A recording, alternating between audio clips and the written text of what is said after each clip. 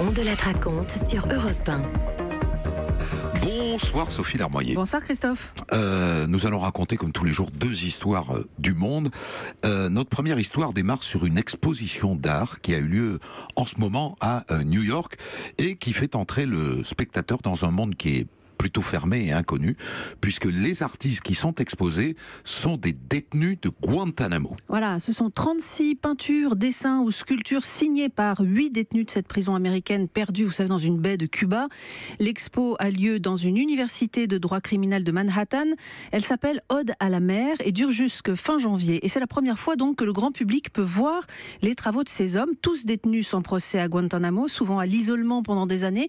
Et c'est justement pour essayer de faire baisser les tensions entre prisonniers ou avec les gardiens qu'il y a plus de 8 ans, des cours d'art ont été proposés au sein de la prison. Ils ont eu beaucoup de succès. C'est finalement leur seul moyen d'expression et il s'agit surtout de paysages, parce qu'il est interdit évidemment de montrer la vie à Guantanamo. Alors quel est le problème avec cette expo ? J'ai un peu vendu la mèche avant la pub.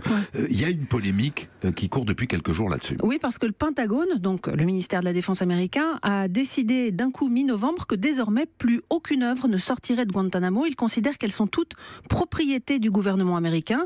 À certains détenus sur place, il a même été dit que ceux d'entre eux qui seraient libérés ne pourraient pas emporter leur travail, comme c'était le cas jusqu'ici.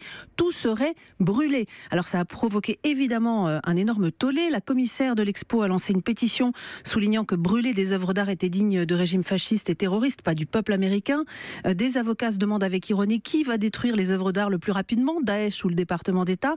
Finalement, le commandement de Guantanamo a précisé que les œuvres seraient archivées et non détruites. Mais ces tableaux et ces dessins qui sont exposés à New York en ce moment, ils sont sortis comment de prison ? Ils sont sortis tout à fait normalement, légalement.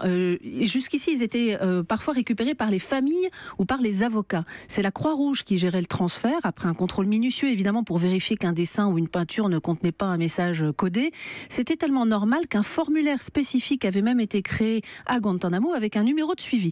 Donc aujourd'hui, les avocats dénoncent la volonté de l'administration américaine à la faveur de cette exposition, de vouloir rendre invisible cet art pour qu'il n'existe pas et que finalement l'humanité des détenus n'existe pas non plus. Voilà, et pour information, on rappelle qu'il y a actuellement 41 personnes à Guantanamo qui n'ont jamais été jugées et qui sont détenues en dehors de tout cadre légal. Et on rappelle aussi que Barack Obama avait promis de fermer Guantanamo, ce que n'a pas fait évidemment Donald Trump. 41 détenus et 1500 personnels.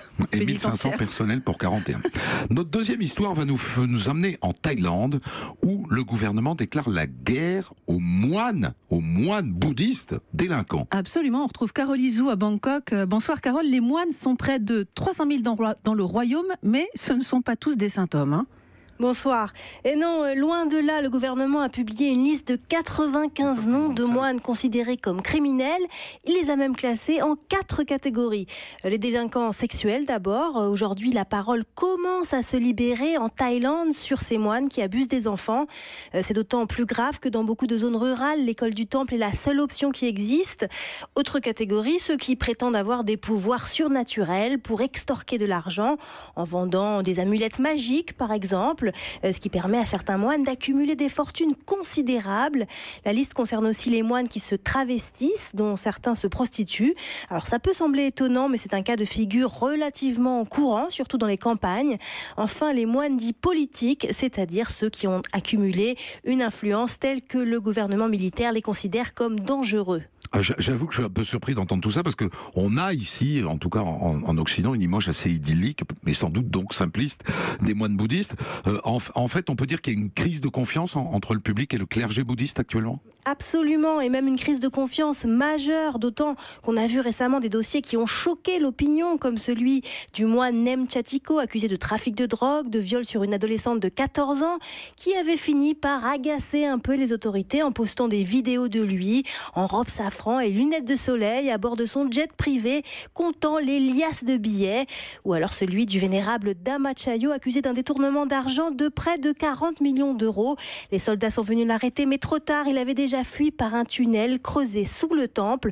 C'est vrai qu'avec tout ça, la fonction de moine a perdu un peu de son lustre. Un peu, oui, en effet.